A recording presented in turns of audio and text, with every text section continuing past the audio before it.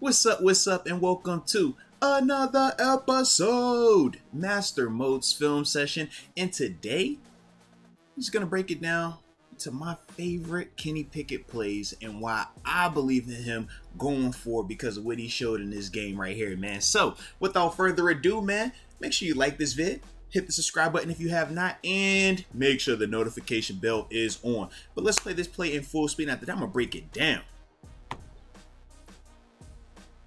Said, man, the young boy had me excited out here with a couple of these plays, man.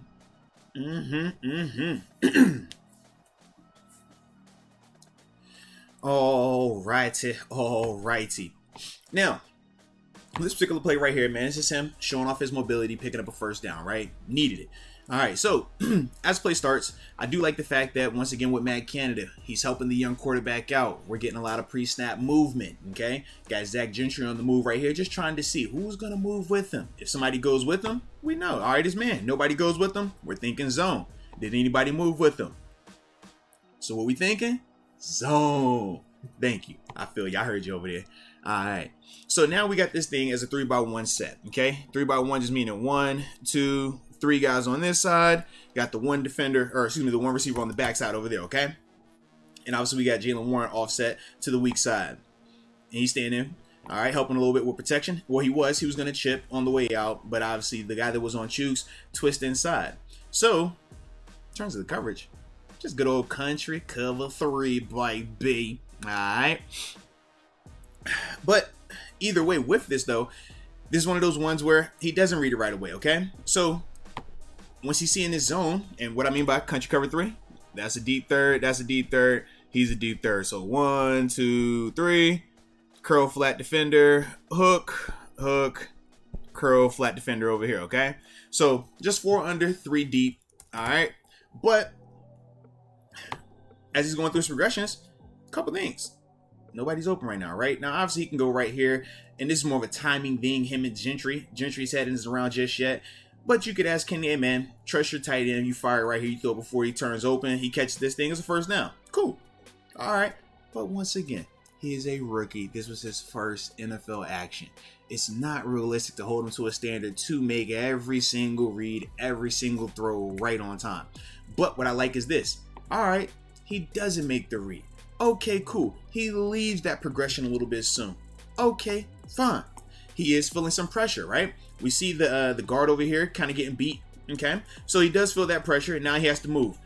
Okay, could you make a case that, hey, man, I want him to be able to come back to this George Pickens guy right here because we love George Pickens, and George Pickens is coming inside, his defender is on the outside, so yes, this is another throw that he could make. Sure, yes, that's a standard that we can hold him to. But is that realistic for a rookie in his first NFL action, and he didn't even have a full week of preparation? No, it is not. But what I do like is this. He is not seeking comfort. He is not complaining about any of those things. What he is doing is saying, hey, I'm going to go be a playmaker. So, says, all right, missed the first read, missed the second read. All right, bump it. I'm going to use my legs. Legs ain't felt me yet. Let's go get after it. And now right here, just outruns everybody. And gets out of bounds before taking that shot. I love that. Smart play, and let him know what's up. First down, baby. Signal it. But, like I said, good job by him. Because it's not always going to be perfect. As a rookie, the game is super fast.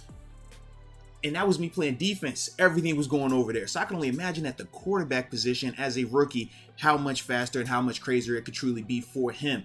But the thing that he brings to the table is when it is not properly read, when the protection isn't there, he can do this with his legs and get you out of a down and ultimately pick up a first down right there. So that's the first thing that I like about my man KP8 right there, baby. Now, this play right here, man, was one of my second favorite plays from Kenny Pickett, man, and what he did on Sunday. This is one of those just, I believe my guy is better than your guy. Let me give my guy a chance. I'm going to put this ball where you can't stop it. And that's what happens right here. So let's play it in full speed. And after that, let's break this thing on down. Hello. All right. So, with the, on this particular play right here, the Jets, once again, window dressing, right? Pre-snap. We're seeing too high shell, okay? So you're thinking what? cover 2, cover 4, cover 6. You think in the middle of the field is going to be open, okay? But what do we actually get? We're getting a rock and roll, baby. This guy's coming inside. We're getting cover 1. Okay, false alarm, ladies and gentlemen. We've got man. I like it. And this guy just coming to get this tight end. One of these linebackers in here ends up staying on Najee as well, okay? Or blitzing, and Najee picks him up. So we got man across the board. So Kenny knows that right now. And Kenny is just saying, you know what? I don't care about the protection. I don't care about any of these other routes. I'm going to my guy, okay? Pickett to Pickens. That is the connection that we're all going to get very familiar with. These two guys have a nice rapport, and Kenny definitely tends to lean more towards throwing it to George Pickens, man. That's his guy right now, so I'm definitely liking that. But yeah, that's just him just deciding, okay, you know what? Boom. I've already predetermined it. Give my guy a chance. Put it on the back shoulder. Go to work, George. Go to work. Catch it, man. Leave whatever's left behind, man. So you get both feet in bounds, man. Heck of a play. But I just love how decisive Kenny was with this play right here. He does not overthink it. He does not try to overcomplicate this thing or do too much. He says, nope, I got a one-on-one matchup. I clearly see it's cover 1. This safety done rock. That's giving me all the indicator that I need. Even if this is cover 3, he's going to put this ball in a position where, hey, this curl flat defender couldn't get out there. All I'm saying is this. Curl flat defender is if it would have been cover 3, it would be like that. He would be underneath, but George would still be running with that DB right there, okay? And you can still put that ball where you wanted to put it at because of the timing of it, all right? So I definitely like this as a whole, though. But yeah, man, just good ball placement right here by Kenny, man. Give your guy a chance. Heck of a play by George Pickens to go ahead and finish the play. But this is what you talk about right here, man. When you talk AB and Ben, when you talk Aaron Rodgers and Devontae Adams when they were having their connections, this is some of the stuff that makes it extremely difficult to deal with because George Pickens is a unicorn in terms of his ability to run by a defender but then have that type of body control and to be able to stop on the dime. So it makes it almost impossible to man cover him. If you're trailing, you put it up top. If he's on top like he is right here, you back shoulder him. But that is what George Pickens does, and that's what Kenny Pickett trusts him to do, and that's why you can see it right there work so beautifully, man. So like I said, that was my second play that I really enjoyed from Kenny Pickett.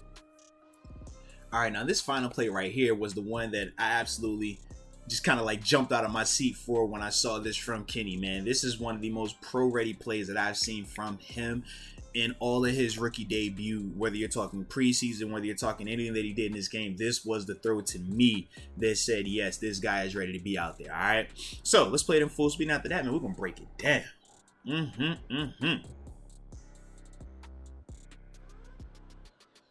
Yeah, plenty to discuss, plenty of detail up here on this play, baby.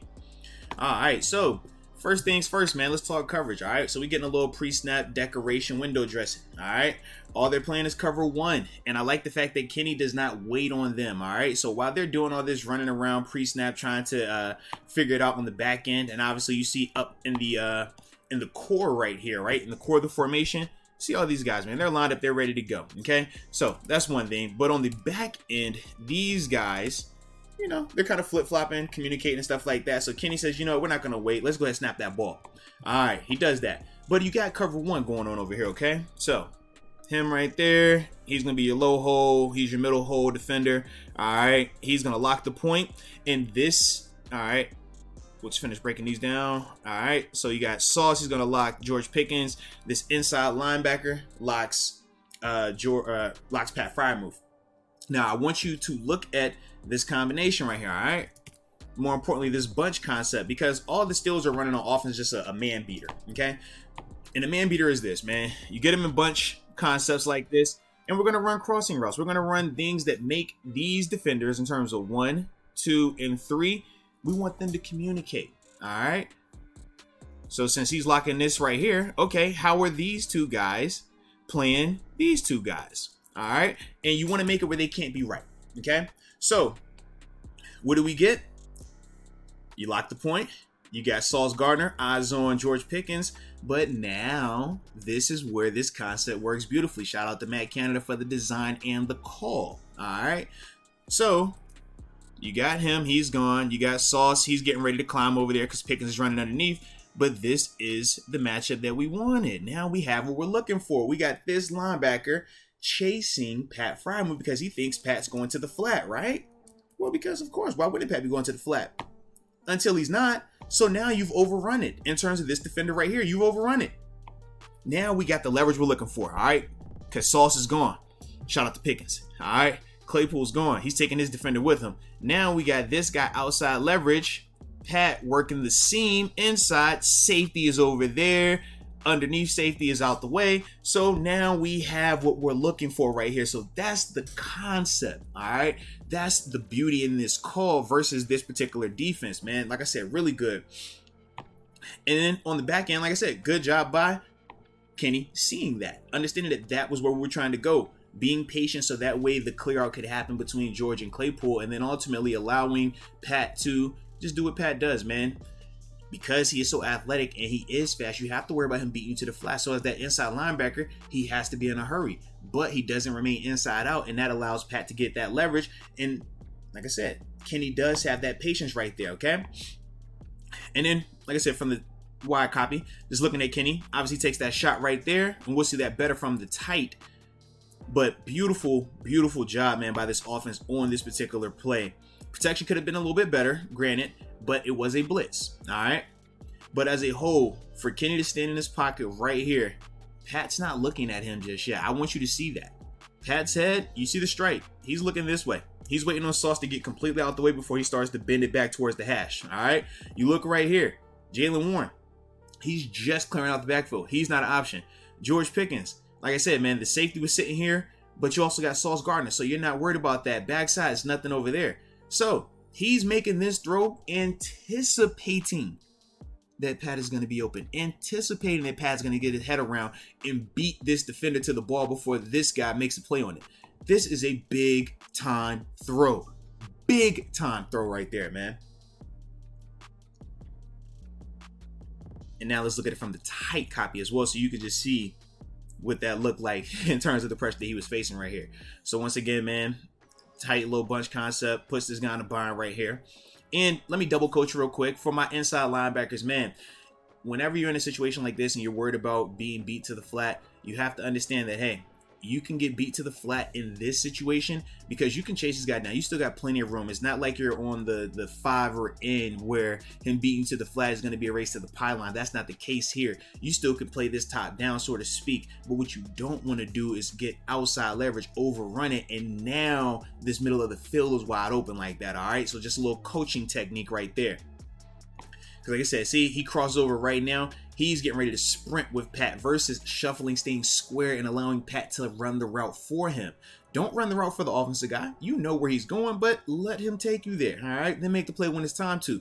But instead, he tries to read the route and say, I'm going to beat him there, and that's why Pat's able to stay square and make this thing work back in, all right? So that's the coaching point on both sides of it. But now back to my man KP8.